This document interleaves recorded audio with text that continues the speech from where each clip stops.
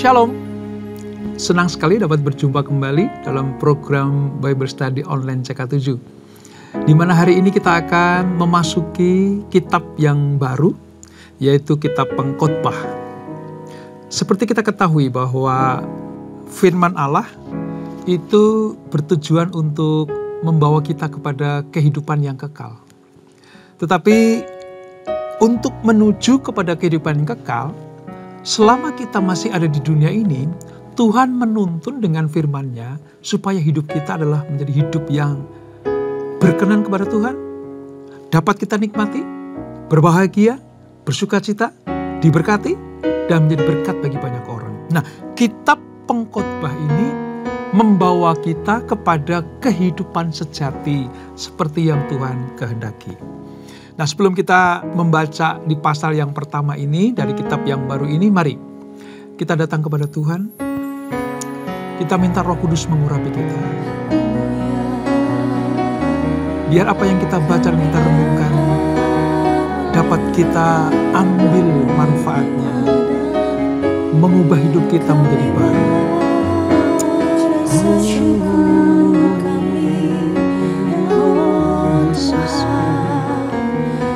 Sebab Kau Allah yang berkasa, Kau Allah yang mulia. Kami datang kepadamu Tuhan.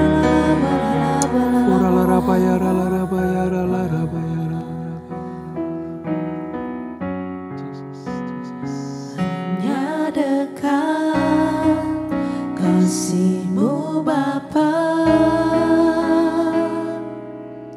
jiwaku pun tentram. Engkau menerimaku dengan sepenuhnya. Walau dunia melihat rupa, namun Kau memandangku sampai ke kedalaman hatiku.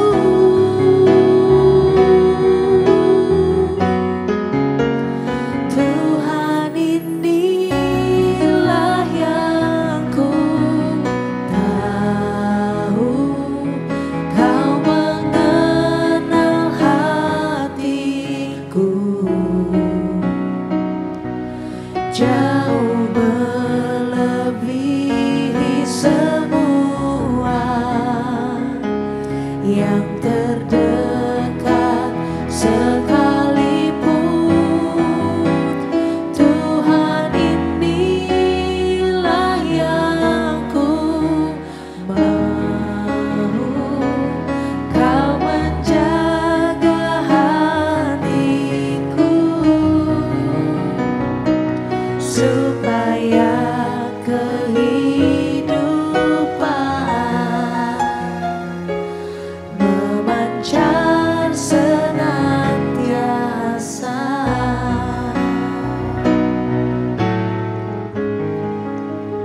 Hanya dekat kasih-Mu Bapa, jiwaku pun tentram. Engkau menerimaku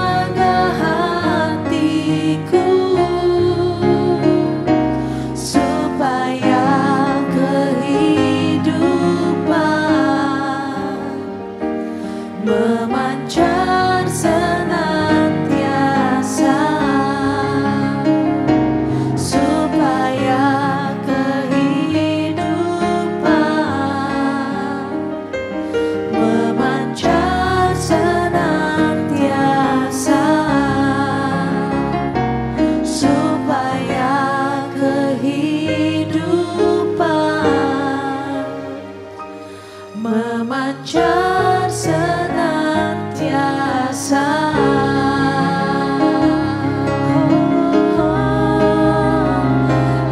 sembah, kami muliakan hanya nama-Mu Yesus, hamba-Nya.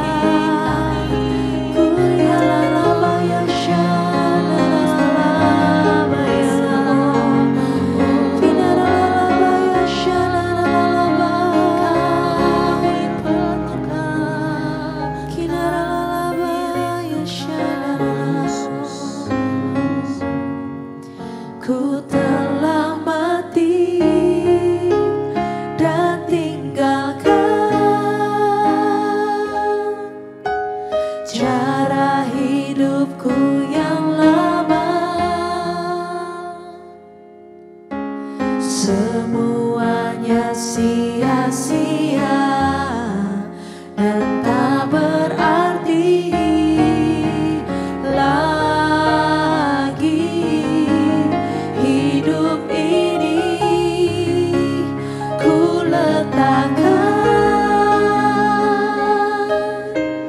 pada mezbah-Mu ya Tuhan. Jadilah padaku seperti yang Kau ingini. Ku telah mati dan tinggalkan cara hidupku yang lama. Semuanya sia-sia dan tak berarti lagi. Hidup ini ku letakkan pada mezbah-Mu ya Tuhan. Jadilah padaku seperti yang Kau ingini. Ku telah mati dan tinggalkan cara hidupku yang lama. Semuanya sia-sia dan tak berarti lagi. Hidup ini ku letakkan pada mezbah-Mu ya Tuhan. Jadilah padaku seperti yang Kau ingini. Jadilah padaku seperti yang Kau ingini. Jadilah padaku seperti yang Kau ingini.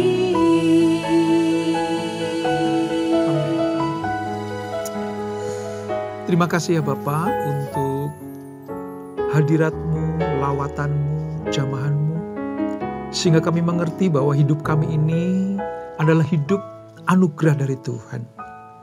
Hidup yang harus kami persembahkan bagi kemuliaan nama-Mu. Engkau mengingatkan kami bahwa hidup kami yang lama adalah hidup yang sia-sia. Hidup yang jauh dari Tuhan adalah hidup yang tidak berarti. Namun hari ini kami tahu, hanya dalam Engkaulah maka hidup kami ini sangat berarti. Ya bagi kerajaan Allah, ya bagi kehidupan pribadi kami, bagi orang lain, bagi keluarga, bagi komunitas kami. Hidup kami sungguh sangat berarti jika kami ada di dalam Tuhan. Sekarang kami akan melanjutkan pembelajaran kami, urapi kami Tuhan, jamah kami, supaya kami mengerti apa yang kami baca, kami renungkan, dan semua perintah-Mu kami lakukan dalam ketaatan dan kesetiaan. Di dalam nama Yesus, mari yang siap belajar firman Tuhan, sama-sama kita katakan, amin. Kita Kita akan membuka dalam Pengkhotbah 1, saudara. Perjanjian Lama itu halaman sekitar 715. Alkitab saya, ya, 715 Perjanjian Lama, Pengkhotbah pasal yang pertama. Ada dua perikop. Perikop yang pertama adalah segala sesuatu itu sia-sia. Dan yang kedua, pengejaran hikmat adalah sia-sia. Nah, ada kata sia-sia di situ. Apakah orang yang sudah menikmati kebaikan Tuhan, percaya kepada Tuhan, mengejar hikmat, bahkan memperoleh hikmat, itu adalah sebuah kesia-siaan? Tentunya bukan. Nah, oleh sebab itu, mari kita membaca, lalu kita akan pelajari beberapa hal yang penting untuk kita jadikan sebagai sebuah catatan penting buat kita. Mari kita baca ayat 1, demikian firman Tuhan. Inilah perkataan pengkhotbah anak Daud, raja di Yerusalem. Kesia-siaan belaka, kata pengkhotbah. Kesia-siaan belaka, segala sesuatu adalah sia-sia. Apakah gunanya manusia berusaha dengan jerih payah di bawah matahari? Keturunan yang satu pergi dan keturunan yang lain datang, tetapi bumi tetap ada. Matahari terbit, matahari terbenam, lalu terburu-buru menuju ke tempat ia terbit kembali. Angin bertiup ke selatan, lalu berputar ke utara. Terus menerus ia berputar, dan dalam putarannya angin itu kembali. Semua sungai mengalir ke laut, tetapi laut tidak juga menjadi penuh. Kemana sungai mengalir, ke situ sungai mengalir selalu. Segala sesuatu menjemukan, sehingga tak terkatakan oleh manusia. Mata tidak kenyang melihat, telinga tidak puas mendengar. Apa yang pernah ada akan ada lagi, dan apa yang pernah dibuat akan dibuat lagi. Tak ada sesuatu yang baru di bawah matahari. Adakah sesuatu yang dapat dikatakan, lihat ini baru? Tetapi itu sudah ada dulu, lama sebelum kita ada. Kenang-kenangan dari masa lampau tidak ada, dan dari masa depan yang masih akan datang pun tidak akan ada kenang-kenangan pada mereka yang hidup sesudahnya. Ayat 12. Aku, pengkhotbah, adalah raja atas Israel di Yerusalem. Aku membulatkan hatiku untuk memeriksa dan menyelidiki dengan hikmat segala yang terjadi di bawah langit. Itu pekerjaan yang menyusahkan, yang diberikan Allah kepada anak-anak manusia untuk melelahkan diri. Aku telah melihat segala perbuatan yang dilakukan orang di bawah matahari. Tapi lihatlah, segala sesuatu adalah kesia-siaan dan usaha menjaring angin. Yang bongkok tak dapat diluruskan, dan yang tidak ada tidak dapat dihitung. Aku berkata dalam hati, lihatlah, aku telah memperbesar dan menambah hikmat lebih daripada semua orang yang memerintah atas Yerusalem sebelum aku. Dan hatiku telah memperoleh banyak hikmat dan pengetahuan. Aku telah membulatkan hatiku untuk memahami hikmat dan pengetahuan, kebodohan dan kebebalan. Tetapi aku menyadari bahwa hal itu pun adalah suatu usaha menjaring angin. Karena di dalam banyak hikmat ada banyak susah hati. Dan siapa memperbanyak pengetahuan, memperbanyak kesedihan. Nah, dari apa yang kita baca, saudara, kita ketahui bahwa kitab Pengkhotbah ini ditulis oleh Raja Israel yang tinggal di Yerusalem, yang kita kenal sebagai Salomo, karena dia memperkenalkan dirinya sebagai anak Daud. Ya, kita tahu waktu Salomo dipilih jadi raja, menggantikan bapaknya yaitu Daud, Tuhan tanya, mau minta apa kamu Salomo? Supaya kamu bisa memimpin bangsa ini. Yang diminta bukan perluasan daerah, yang diminta bukan kekekalan tahta, yang diminta bukan harta benda, pasukan yang banyak, tapi Salomo bilang hikmat. Sebab dengan hikmat maka kehidupannya akan mudah untuk mengatur segala-galanya, termasuk menjadi raja di Israel.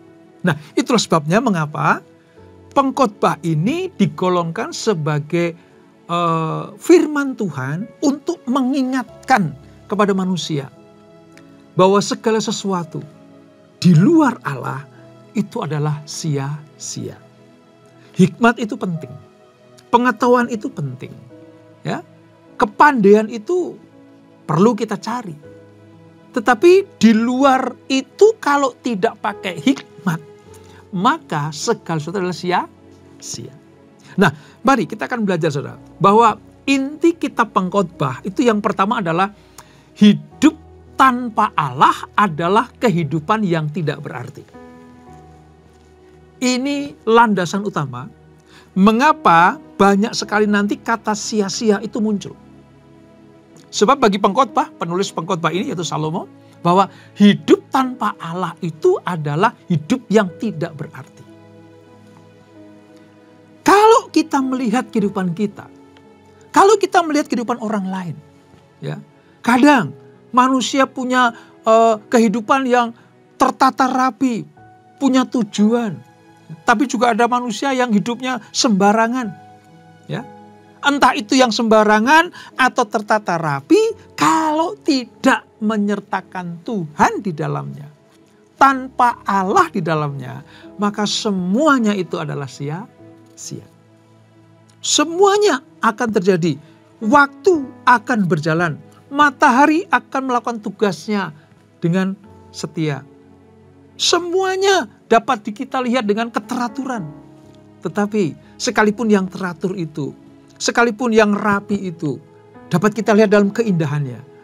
Ya, kesuksesan manusia kita lihat dengan keindahannya. Keberhasilan bisnis kita bisa melihat, wah bagaimana hidup manusia itu berbahagia. Tetapi kalau tanpa Tuhan, gak ada artinya.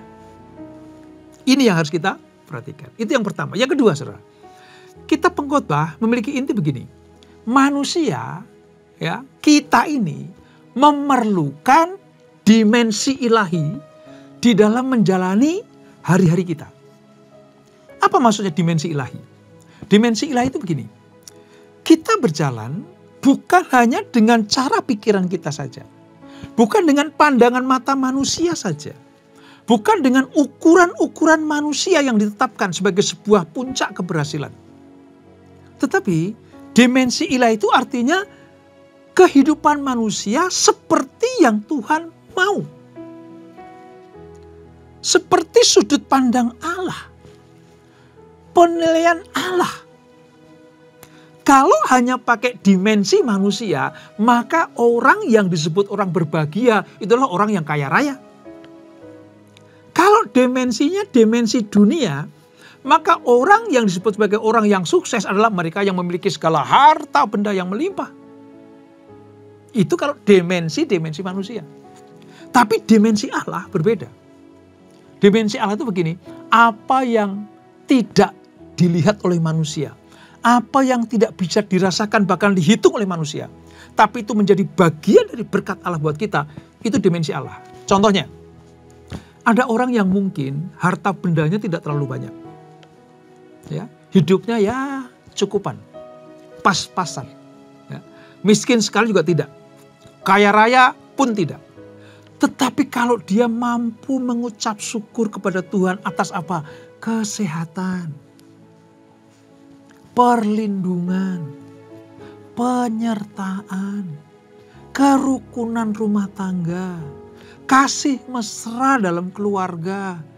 Itu merupakan berkat kalau dilihat dari dimensi ilahi. Dimensi manusia berbeda. Kalau tabunganmu di bank itu banyak, kamu baru disebut sebagai orang yang berbahagia. Kalau mobilmu adalah mobil ya keluaran terbaru, ya kalau bisa beli sih nggak apa-apa. Saudara. Tetapi kalau ukurannya itu namanya dimensi duniawi atau manusiawi. Padahal banyak yang harus kita syukuri atas apa yang dapat kita nikmati dari Tuhan. Tadi saya sebutkan. Ya. Berkat-berkat yang mungkin tidak ternilai dengan apa? Dengan nominal angka. Bangun tidur dalam keadaan sehat, itu berkat luar biasa. Lidah kita mampu mengecap rasa dengan cara membedakannya, itu luar biasa. Organ tubuh kita masih bisa kita gerakkan dengan bebas, itu berkat.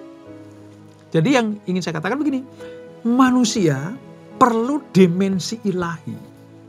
Maka kitab pengkhotbah ini disampaikan supaya kamu memandang kehidupan bukan hanya lewat kacamata manusia, tapi juga kacamata Tuhan. Itu yang kedua. Ya. Yang ketiga, inti kitab pengkhotbah adalah menerima apa yang Allah berikan buat kita. Kita harus belajar untuk menerima, mengucap syukur, dan menikmati anugerah Allah dalam menjalani hari-hari kita ini. Mata kita masih bisa memandang matahari, bulan dan bintang. Pemandangan yang indah sekeliling kita. Kita masih bisa bercengkerama dengan keluarga. Kita masih bisa melayani dalam rumah Tuhan bersama-sama. Kita masih bisa beribadah dalam komunitas. Ya. Artinya bahwa apa yang kita terima dari Tuhan itu wajib kita syukuri, wajib kita nikmati, dan kita terima dengan penuh sukacita. Bahkan mungkin jawaban doa yang mungkin tidak sesuai dengan harapan kita, tapi Allah berikan buat kita, itu pun kita terima dengan ucapan syukur. Misalnya, pengen punya anak laki-laki, tapi kok yang lahir perempuan terus. Kalau itu keputusan Tuhan, ya harus kita terima. Kita terima. Itulah sebabnya, maka kitab pengkhotbah ini diberikan supaya apa? Kita bukan hanya mengucap syukur sama Tuhan atas apa yang kita cita-citakan berhasil. Yang kita mau dipenuhi. Yang kita idam-idamkan terjadi. Tetapi kita juga harus mengucap syukur kalau Allah memberikan lain dari apa yang kita harapkan. Nah, ini pelajaran dari kitab pengkhotbah. Nah, perlu kita ketahui bahwa tadi banyak sekali kata sia-sia. Segala sesuatu adalah sia-sia. Kira-kira seperti itu. Ya, banyak sekali kita temui tadi. Ayat ini sebenarnya menyatakan tentang tema besar kitab pengkhotbah. Yaitu bahwa keseluruhan kegiatan kita di atas muka bumi ini tidak ada artinya apa-apa dan tidak ada tujuan yang kekal ketika dilakukan terlepas dari kehendak Allah. Saya ulang ya, supaya kita ngerti arti kata sia-sia ini. Kata sia-sia itu artinya bahwa seluruh kegiatan kita di atas muka bumi ini, apapun yang kita lakukan, dalam bekerja, dalam berumah tangga, berbisnis, ya, melayani di gereja, kegiatan-kegiatan sosial yang kita lakukan di atas muka bumi ini tidak akan pernah ada arti dan tujuannya kalau dilakukan terlepas dari kehendak Allah.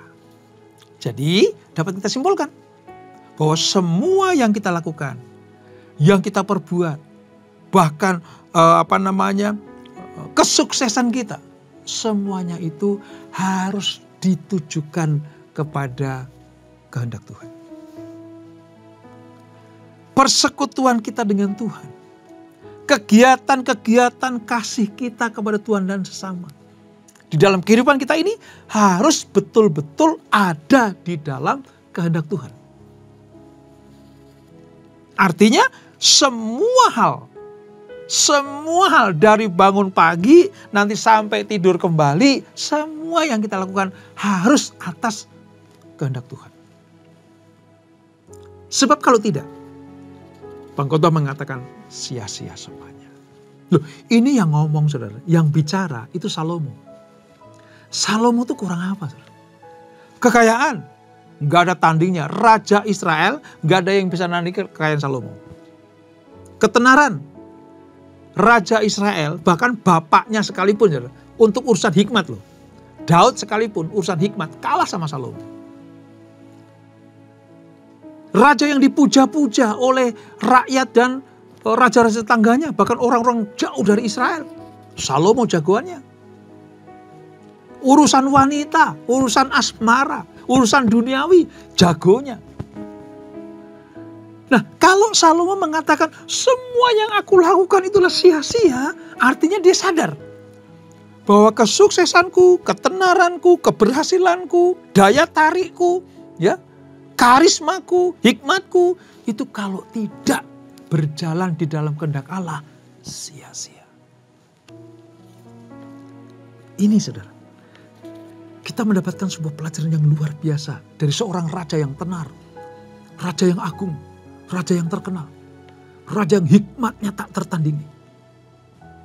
Tapi dia berkata dengan tegas, apa yang pernah aku lakukan, semuanya sia-sia. Sebab semua yang aku lakukan di luar kehendak Tuhan. Nah, sebaliknya, sekalipun hal sederhana, sekalipun hal yang kecil yang kita lakukan, kalau itu atas kehendak Allah, maka hidup kita itu sangat-sangat berarti. Mungkin di pemandangan manusia, gak ada nilainya. Mungkin dunia berkata, gak ada artinya. Apalah kegiatanmu itu, apalah artinya, apalah hartamu itu, gak ada artinya. Tetapi, kalau itu kita dapatkan, kita lakukan, kita pergunakan untuk kehendak Allah dan kemuliaannya, itu hidup yang sangat berarti. Oh, luar biasa. Dari kitab suci kita tahu hal-hal yang merupakan kehendak Allah dan hal-hal yang merupakan bukan kehendak Allah. Dan kitab Pengkhotbah mengajari kita seperti itu. Salomo punya tujuan menulis ini, saudara. Supaya apa? Supaya harapan palsu umat manusia kepada dunia yang sangat bebas ini jangan dijadikan sebagai tujuan utama hidup. Semua hal yang diciptakan oleh dunia ini, semua hal yang bisa dunia menarik hidup kita ini, ya, supaya kita di luar kehendak Allah, ya, jangan sampai terjadi dalam hidup kita.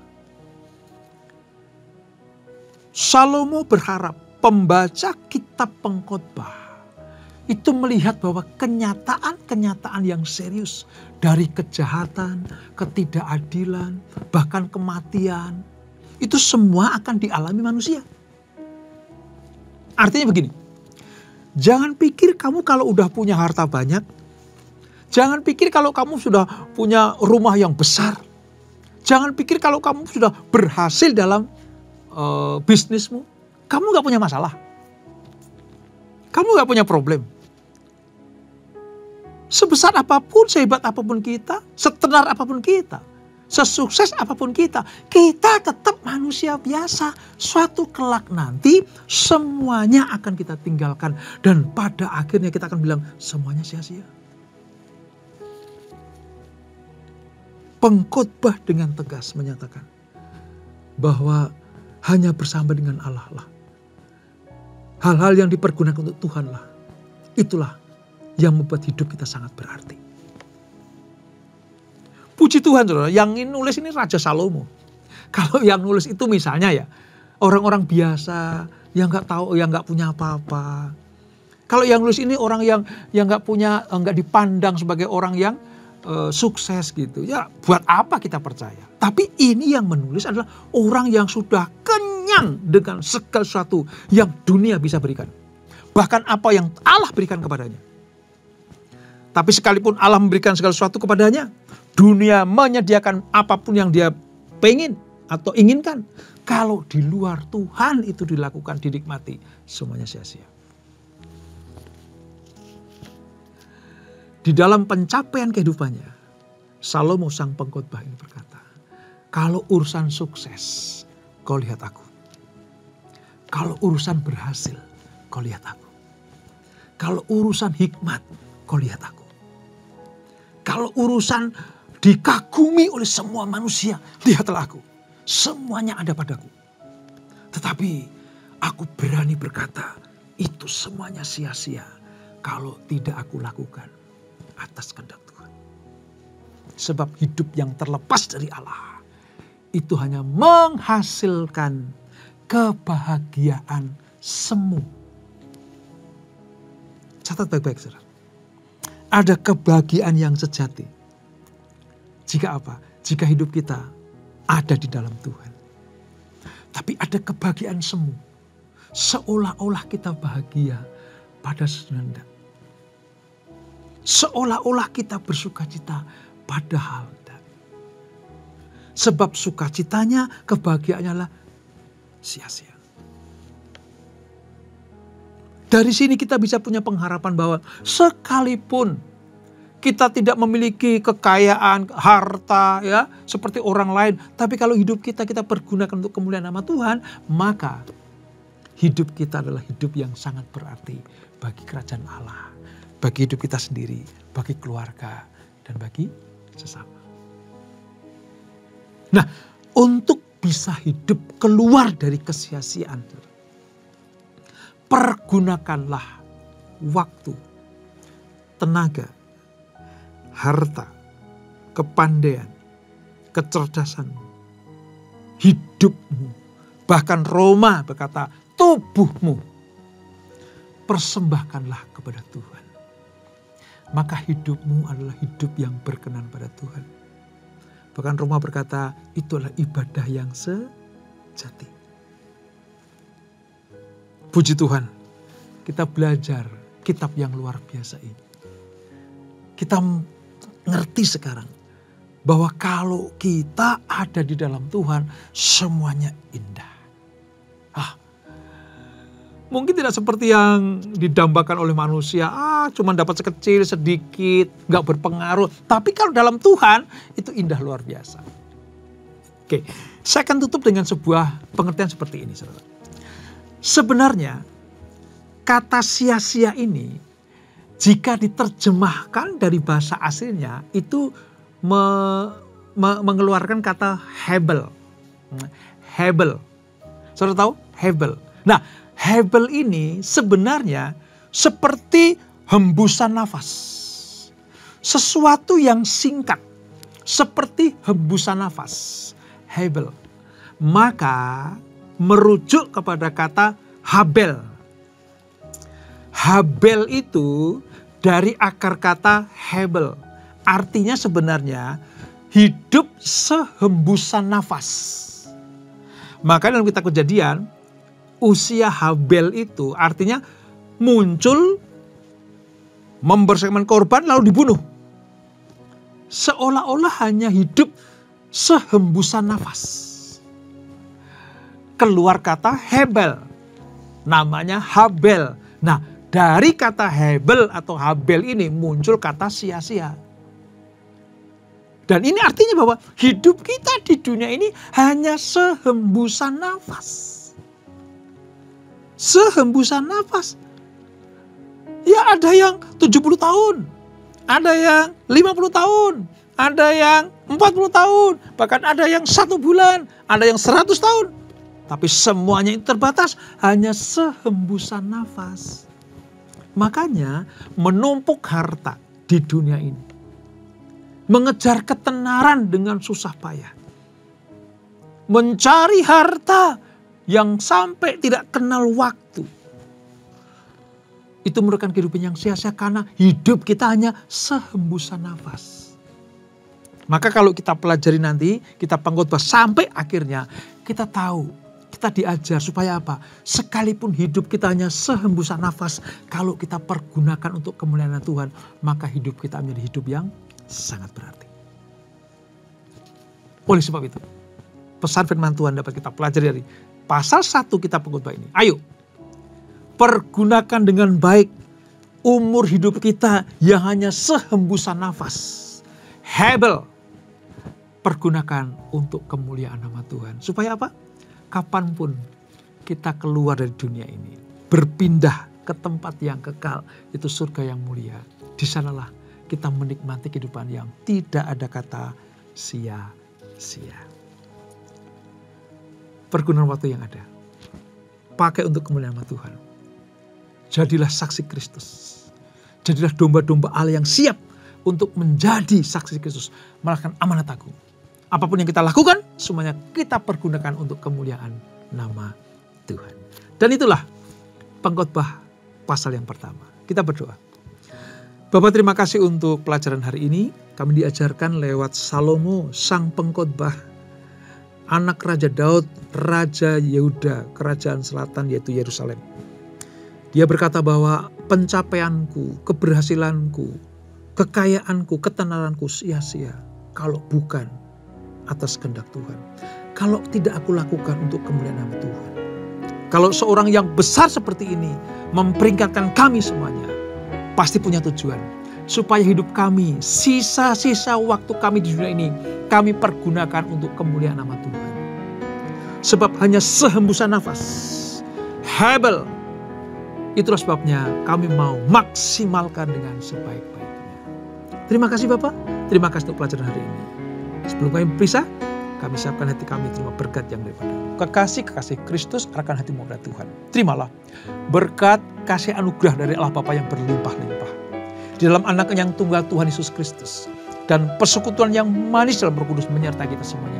Mulai saat ini sampai Maranatha, Yesus datang yang kedua kali menjemput kita semuanya. Bertemu di awan-awan yang bermain, menikmati kemuliaan kekal sampai selama-lamanya. Yang diberkati, sama-sama kita katakan amin. Tuhan Yesus memberkati.